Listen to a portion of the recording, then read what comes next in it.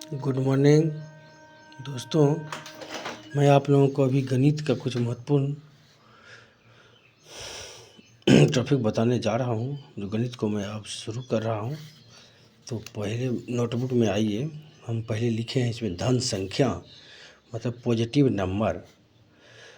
धन संख्या positive number, गिनती की सभी संख्याओं को धन संख्या कहते हैं। गिनती की सभी संख्याओं को धन संख्या कहते हैं और धन संख्या को ही प्राकृत संख्या कहा जाता है और इसे प्राकृत संख्या भी कहा जाता है, यानी नेचुरल नंबर भी कहा जाता है।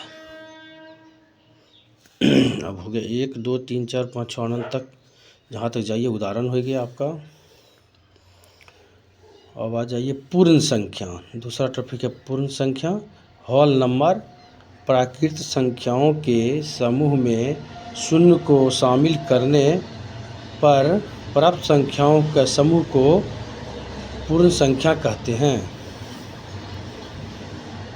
यानी प्राकृत संख्याओं मतलब 1 2 3 4 जो अनंत तक जो इससे पहले हम बताए हुए हैं, उसमें यदि शून्य को भी शामिल कर लिया जाए तो वह पूर्ण संख्या कहलाती है। वही हमने लिखे हैं, प्राकृत संख्याओं के समूह में शून्य को शामिल करने पर प्राप्त संख्याओं के समूह को पूर्ण संख्या कहते हैं। जैसे 0 1 2 3 4 5 6 अनंत तक गणित विषय है। इसमें सभी टॉपिक जो है ना एक दूसरे से ज्वाइंट होता है। जैसे पहले धन संख्या बताए तो 1 2 3 4 कहते हैं, उसी में शून्य यदि जुड़ जाए तो पूर्ण संख्या हो गया। मतलब पीछे से भी सब जुड़ाव बना रहता है। इसको आपको ध्यान में देना है, गणित बहुत ही ज़रूरी चीज़ है। अब आ जाइए अगले टॉपिक में, पूर्णांक संख्या, इंटीगर नंबर। इंटीगर नंबर हमने लिखा है, पहले ही लिख लिया, जिससे आपको कम समय में सही चीज़ मिले, इसलिए हम पहले लिख करके तब आपको बता रहे हैं। पूर्णांक संख्या इंटीगर नंबर ऐसे लिखना है आपको। धनात्मक और ऋणात्मक चिन्हों के साथ पूर्ण संख्या के परिवार को पूर्णांक संख्या कहते हैं। मतलब धनात्मक, पॉजिटिव और निगेटिव दोनों जो जिस समूह में होगा उसे पूर्ण संख्या कहते हैं।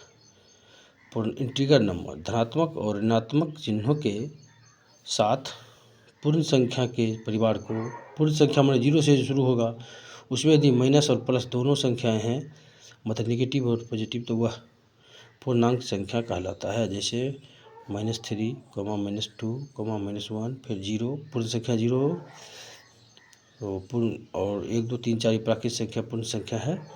मतलब सभी का मतलब पॉजिटिव, निगेटिव, पूर्ण, पूर्णांक, पूर्ण, धन सबको लेकर के पूर्णांक संख्या कहलाता है। गणित में आपको लाइफ में बहुत ही महत्वपूर्ण योगदान है।